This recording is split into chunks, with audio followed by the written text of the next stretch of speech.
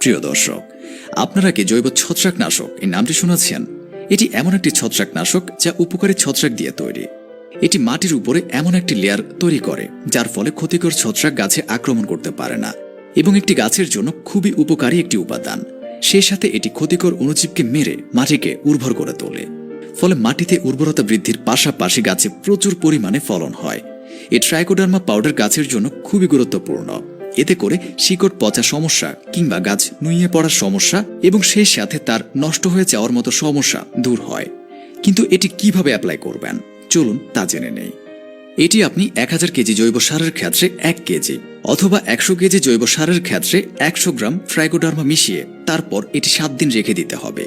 7 দিন পর এটি মাটির সঙ্গে ভালোভাবে মিশিয়ে তারপর গাছে লাগাতে হবে। আবার যাদের গাছের শিকড় পচার সমস্যা আছে তারা কিছু পরিমাণ পানির সঙ্গে 1 থেকে 1.5 চামচ ট্রাইকোডার্মা মিশিয়ে খুব ভালোভাবে গাছের গোড়ায় দিয়ে দিবেন। এটি আপনার লেবু গাছে কিংবা যে কোনো গাছে ব্যবহার করতে পারেন। এর ফলে গাছের শিকড় ভালো থাকবে এবং গাছে খুব ভালো ফলন হবে। এছাড়া আপনারা যদি সুস্থ সবল ফল এবং শাকসবজি পেতে চান তাহলে আপনারা গাছে এটি ব্যবহার করবেন। এছাড়া বীজ পরিশোধনের ক্ষেত্রে 1 লিটার পানির সঙ্গে 5 থেকে 10 গ্রাম ট্রাইকোডার্মা নিয়ে তার মধ্যে বীজ ভিজিয়ে রাখুন। তারপর 12 ঘন্টা পরে এই পরিশোধিত বীজ বপন করতে পারেন। এছাড়াও এটি যদি আপনি মাটির সঙ্গে মিশিয়ে দেন তাহলে একবার ব্যবহার করলে 2 থেকে 3 বছর পর্যন্ত এর কার্যকারিতা থাকবে।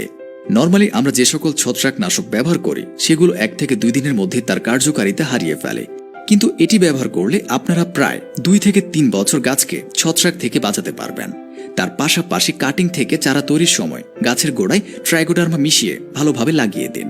এতে করে আপনার গাছের ঢাল সহজে পচে যাবে না এবং ছত্রাকের আক্রমণ হবে না। এছাড়াও 1 লিটার পানির সঙ্গে 5 থেকে 10 গ্রাম ট্রাইকোডার্মা মিশিয়ে সকালে কিংবা বিকেলে স্প্রে করুন। অনেকের প্রশ্ন থাকতে পারে যে ট্রাইকোডার্মা আমরা কোথা থেকে সংগ্রহ করব। এটি আপনারা যে কোনো বীজ দোকানে পেয়ে যাবেন। এছাড়া আপনারা অনলাইনেও এটি পেয়ে যাবেন।